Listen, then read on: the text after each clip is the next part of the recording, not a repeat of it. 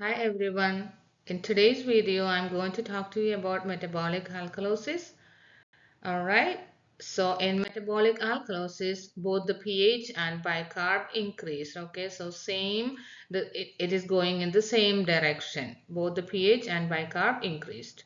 The causes are it always results from dysfunction of metabolism that causes an increased amount of available base solution in the blood or a decrease in available acids in the blood. Okay, so the end product of metabolism is acid. So when there is any dysfunction in this metabolism, there can be increased amount of base solution, that is alkaline, or there can be decreased amount of acid. So both is the result of alkalosis. Okay, both causes alkalosis.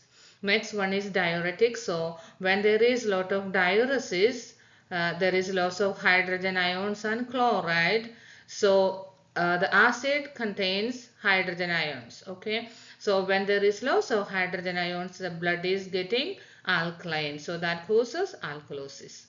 Next one is excessive vomiting or gastrointestinal suctioning. Okay, the stomach contains acidic solution, so when there is vomiting and gastrointestinal suctioning, these acids are getting lost, so it leads to alkalosis.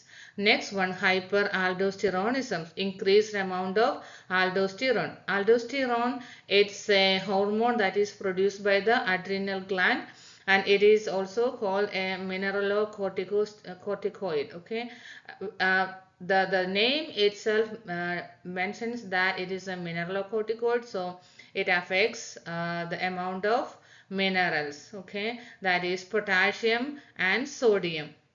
So the aldosterone causes increased reabsorption of sodium and decreased like excretion of potassium. Okay, so this sodium combines with a bicarbonate and it forms sodium bicarb, and then it releases hydrogen ions. So there is loss of hydrogen ions when there is hyperaldosteronism, so that leads to alkalosis.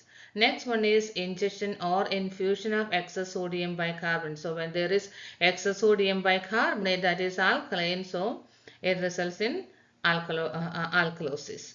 The last one is massive transfusion of whole blood. Okay, so when we store blood, we add citrate into blood. So this citrate, when it metabolizes, it forms bicarbonate. So increased amount of bicarbonate in the blood leads to alkalosis. Okay, so now we will move on to clinical manifestations. So the symptoms and neurological symptoms include drowsiness, dizziness, nervousness, and confusion. See, the symptoms are almost same in almost all the acid-base imbalances. And then the cardiovascular, it is mainly due to electrolyte imbalances, hypocalcemia and hypokalemia. So the symptoms include tachycardia and dysarrhythmia. Then the gastrointestinal symptoms are anorexia, nausea and vomiting. Then the neuromuscular symptoms, it is mostly due to hypocalcemia. The symptoms include tremors, hypertonic muscles, muscle cramps, tetany, tingling of extremities and seizures. And the last one is hypoventilation when it comes to the respiratory symptoms. Okay, and the management include monitor for signs of any respiratory distress. Okay, even though it is metabolic alkalosis, see when I talk about the clinical manifestations, the respiratory symptoms is hypoventilation. So this can lead to further complications. So always monitor for signs of respiratory distress. Okay, the carbon dioxide can be increased in blood if there is hypoventilation. Okay, and monitor electrolytes also, especially potassium and calcium, and do the replacement if it's low. Then if there is problem with diuresis or there is increased amount of bicarbonate, then give some medications or IV fluids to promote the excretion of bicarbonate. And then the last one is treat the underlying cause. Okay, that's all about metabolic alkalosis. Thank you for watching.